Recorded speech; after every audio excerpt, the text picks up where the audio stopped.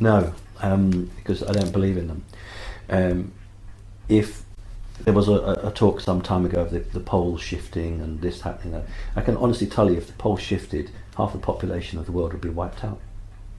If the poles actually changed and the Earth flipped over, or the ice moved one way, you'd have very little humanity left. Magnetic north is changing.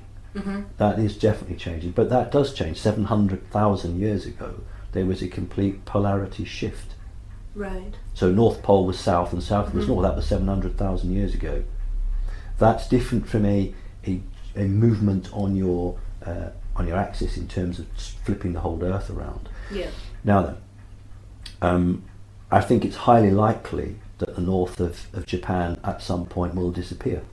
Highly likely that the north of Japan will just disappear under the water. So there will be some very, very severe consequences for the people of Japan and many of the islands around.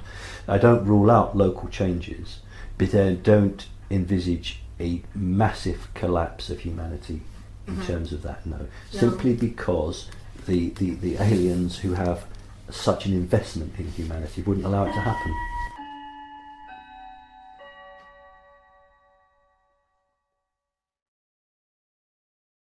Very good question, actually. They have to be within a few thousand miles. Just a few thousand? Yes.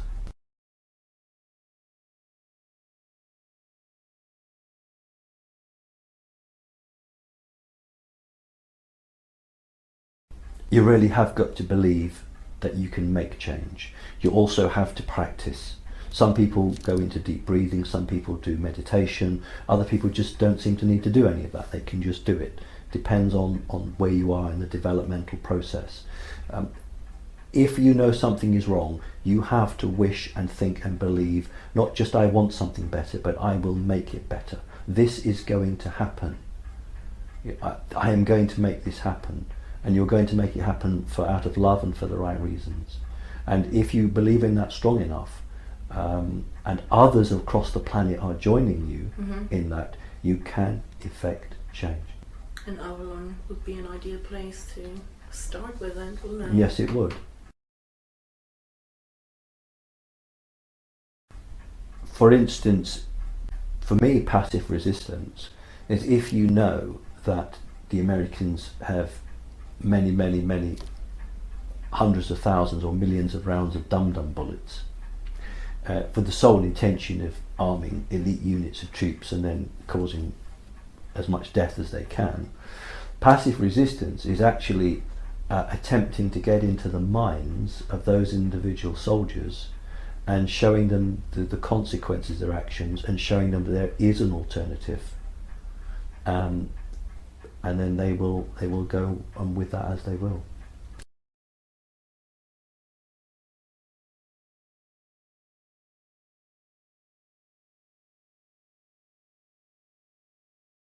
I've always made it clear everywhere that I don't say that people need to create violence to prevent this. And a lot of people cannot understand that, because even people who are awake, they live in a physical world and they don't understand the full importance of the ability to change a physical situation by your own mental thought, your own mental processes, linked into your soul. What is happening and will continue to happen is the American military will thwart the attempts being made to basically detonate a nuclear bomb or to bring some form of agreement around. So key elements, and that's why we saw Obama get rid of 3 of his top generals very recently, because they refused to detonate a nuclear bomb or to at least move a nuclear bomb. But that's not the first time that's happened. Then there's over a year ago the situation with Clinton, not Mr. Clinton, but Hillary Clinton, which I spoke on Avalon about, and I think that every individual person has to be aware of what is happening, and people don't understand that the consciousness level of an individual, when matched with many, many, many thousands of individuals, can actually change reality. Oh yeah, absolutely. And I keep saying to people, you don't have to get a gun and barricade yourself in, because that's what a lot of these questions are about. What do I have to do? And they don't want people to go out there and put themselves in danger, because then you are fighting fire with fire, and that's not going to work.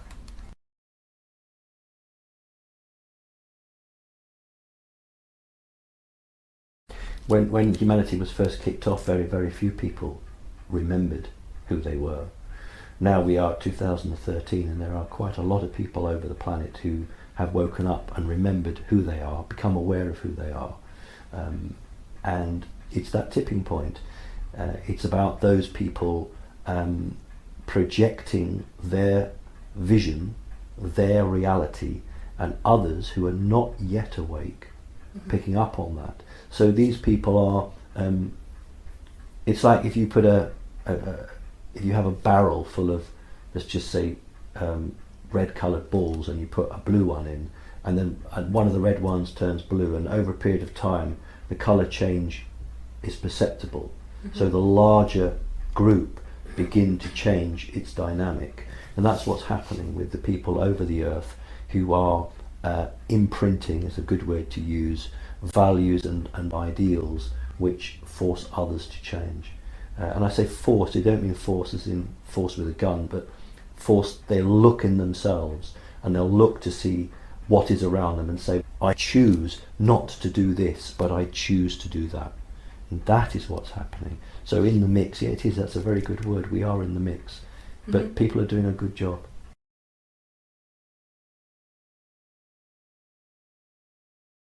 There are a number of councils, and what's happened in the last perhaps 7-8 years would be a group of off-worlders who for many, many thousands of years have not taken any interest in humanity, and then did. And they formed a council, a group of humanoid beings, right, who felt that it wasn't fair to ask humans on Earth to make a decision when they weren't free and they didn't have all the facts to their fingertips. However, because they can't physically intervene on Earth, they had to intervene in other ways.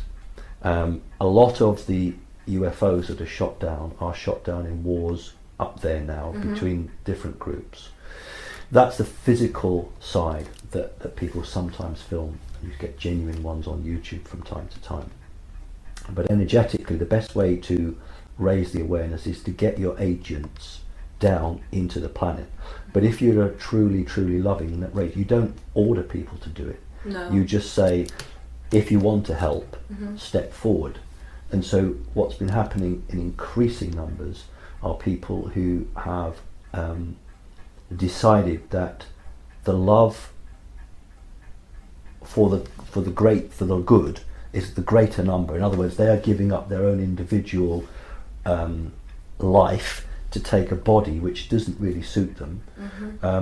But the problem is, of course, that when they come in, most of them don't remember why they're here, what they're supposed to do. So the question is, do they wake up?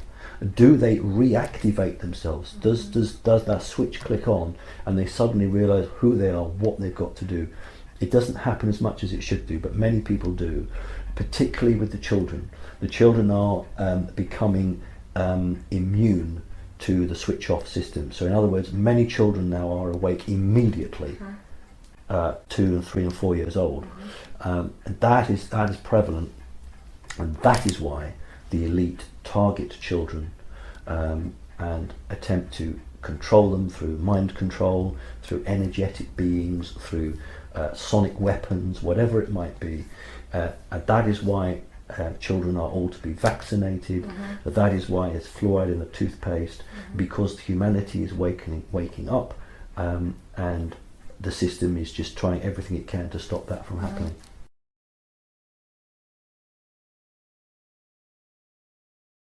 Well, they originally did, because if everything goes to plan, we will end up 5th, 6th, 7th, 8th dimension. So these creatures that are on the 5th, 6th, 7th dimension originally did inhabit physical worlds. It depends on their choice. If you are an energetic being, you still have a body, but your body is an energetic body, but it is somewhat denser than what's inside you. It has to be for the inside to retain in there. But if you choose as a people that you no longer want to live in a house, you want to live in another environment, then you will do that. So you could have a sixth and seventh dimension creature living in something that people would recognise as a house. It may look very different, but they would recognise it as a structure. There would be other creatures that would just be invisible and would just exist in the air, because that's what they've chosen to do. So it's down to what they have chosen, which is actually a lot to do with their history and where they've come from. The more connected to nature you are, the less you need the physical. The more rooted in the physical you are, the less you can let go of it.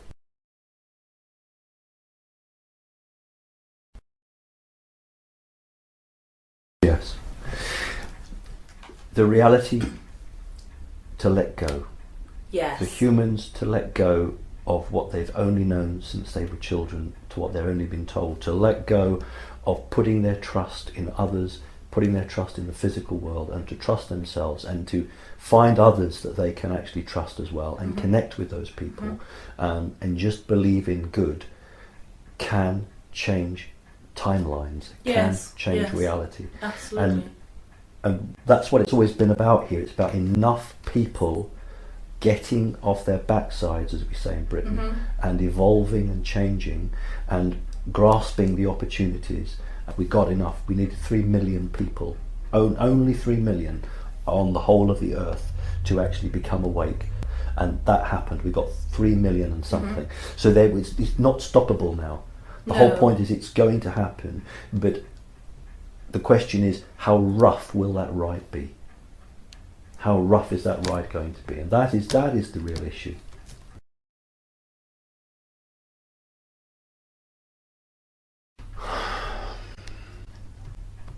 If you want to be. That's all I can say. If you want to be, you will. Yeah.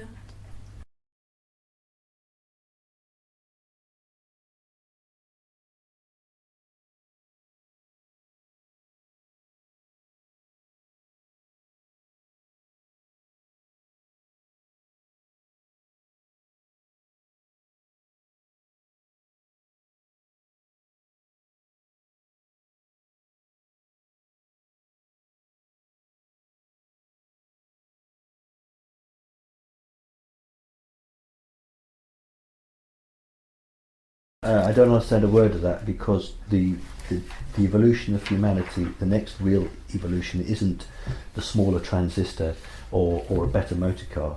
The evolution is spiritually in the mind. It is true that every tree and every rock has an imprint of its history, and it has the Earth's imprint, and you can access those codes, and you can do that. But I don't understand. I don't want you to repeat the question, but I don't understand the concept of machines, and that part of me sounds to me the evolution that humanity must make is one that technology is hand in glove with spiritual advancement. Absolutely. No, this human machine civilization does not resonate. No, I don't understand. I just don't understand it.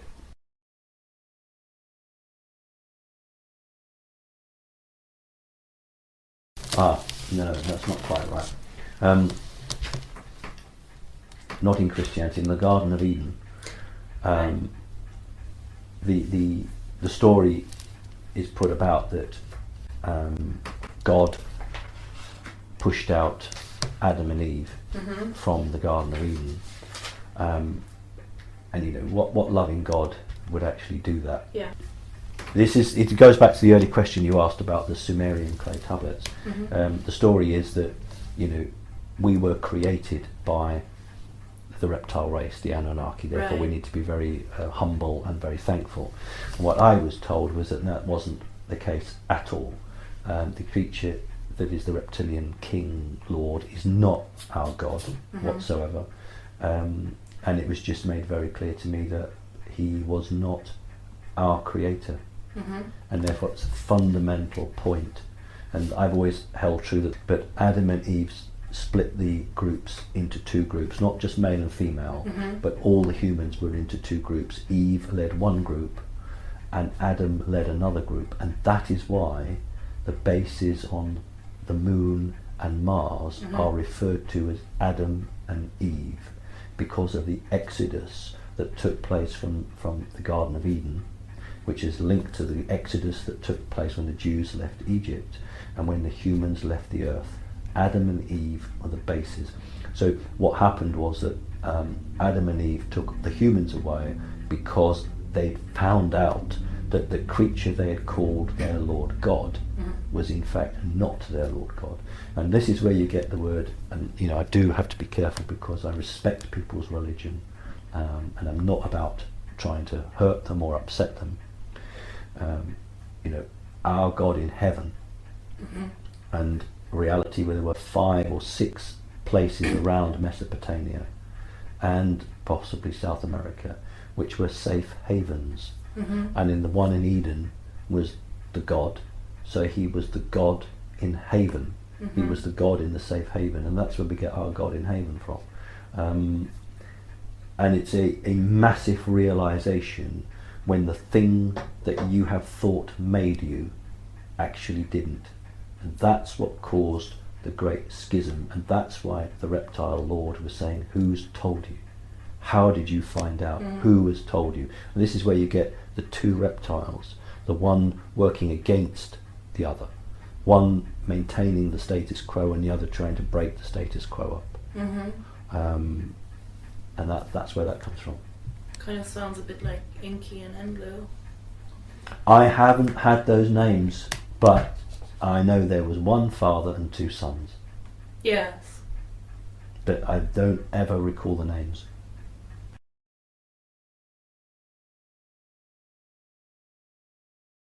Now we've had that started, and it's an incremental process. But what will happen is there will be physical things happening that you know, governments will attempt to do, and this will force people to choose which side of the fence they're on. So something will happen which is not an alien event, it's a human event. Oh, yeah. And that will accelerate the process for those people who are saying, well, I'm not having any part of that. That seems wrong. And then they'll go and do their own research, and then they'll start to change. So that will be what the energetic change, but it is not the true energetic change that started on the 21st of December. Have you also found that there are almost like energy surges? Yeah, well, if some of the star, the sun, is an important part in the regulation of the frequency, and I know, you know, we have to be careful because there's a lot of new age nonsense portrayed around this, but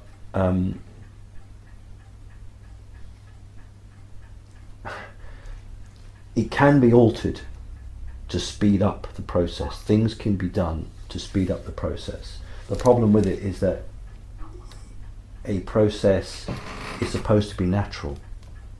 Right. And if you interfere with a natural process too far, then it's not free will. But there will be certain peaks that are occurring which are not totally natural, which are designed to speed up, I call it level the playing field quicker. Because we're running out of time, you see, in terms of that. We've got to level the playing field. Humans have got to be in a position where they have all the information to make a choice. Right. Because if they don't make that choice within a few years, it'll be too late anyway.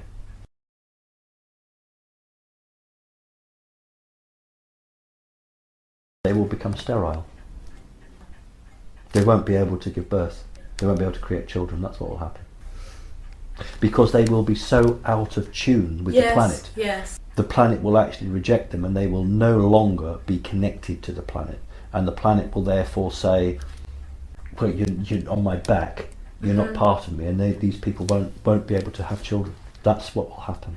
So before that, there will be what you're describing, which is the psychological breakdown, where they will just simply go mad because they cannot make those changes because they're just not designed to make those changes. But in order to remove it, just like any good program, they will become sterile. So that through a natural process, no one's going to be put against a wall and shot. Right. Through a natural process of evolution, they will just die out, relieving the new species that can survive and adapt and change.